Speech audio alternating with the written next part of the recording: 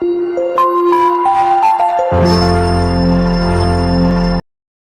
का एक नया वायरस JN.1, हालांकि जो डिजीज़ कंट्रोल है, central disease control of India जो है, उसने कहा है कि घबराने की कोई बात नहीं है। लेकिन अभी जो सार्स सीओटी के जो नया वायरस JN.1 के रूप में आया है, जिसका जो ऑफशूट है, ऑफशूट में जो लीनेज है यानी कि जो सब वेरिएंट्स हैं, उसमें आप देखेंगे तो LF.7 और NV.1.8 इसके सब वेरिएंट्स है। हालांकि ये टॉपिक टोटली माइक्रोबायोलॉजिस्ट या वायरोलॉजिस्ट का है, लेकिन एक आम आदमी को इस नए वायरस के बारे में समझने के लिए कुछ मोटी चीज़ें समझना होगा।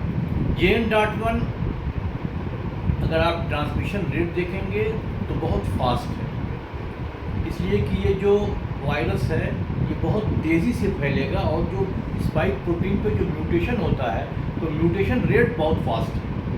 दूसरी बात क्या है कि ये इम्यूनिटी इन्वेजन है, यानी इसकी जो इम्यूनिटी इन्वेजन कैपेबिलिटी है वो बहुत स्ट्रांग है। मतलब अगर कोई इम्यून है या इम्यून नहीं, अगर इम्यूनिटी आपकी कमज़ोर है या मजबूत है, इससे कोई फ़र्क नहीं पड़ता है इस वायरस पे JN.1 पे।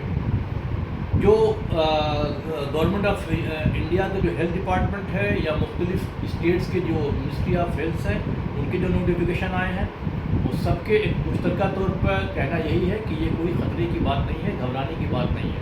वैसे भी सार्स सीओटी के जो वायरसेस हैं वो इन्वायरमेंट में, फ़िज़ा में हमेशा से मौजूद रहे हैं।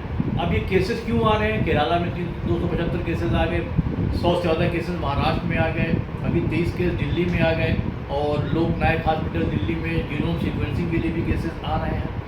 ये पैनिक हल्का फुल्का क्यों हुआ? इसलिए हुआ कि केसेस की वो क्या कहते हैं, टेस्टिंग ज़्यादा हो गई। अमूमन आप देखेंगे तो ये वायरस तो हमेशा से रहा और आज भी एग्जिस्ट कर रहा है।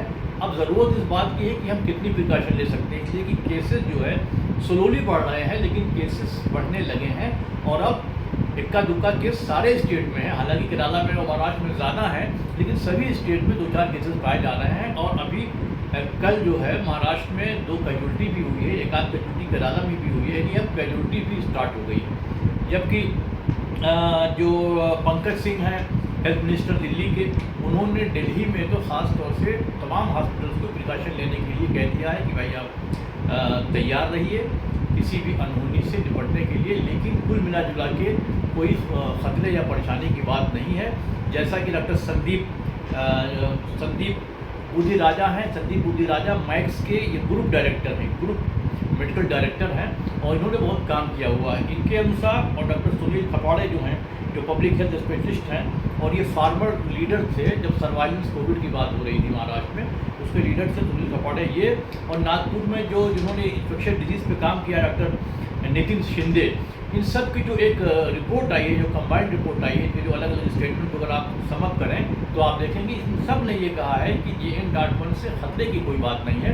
लेकिन ऐसे लोग जो कोमॉर्बिडिटी है, जिनको ज़्यादा एज है या ये बहुत सारी बीमारी जो ग्रस्त हैं, उनसे अनुरोध है कि वो प्रिकॉशन लेना शुरू कर दें। वो ख़ास प्रिकॉशन क्या है? वही हाइजीन है जो पहले हुआ करता था, और भीड़ भाड़ वाली जगह पे मास्क को लगाना है, और अपनी लाइफ को थोड़ा नियमित कर लेना है।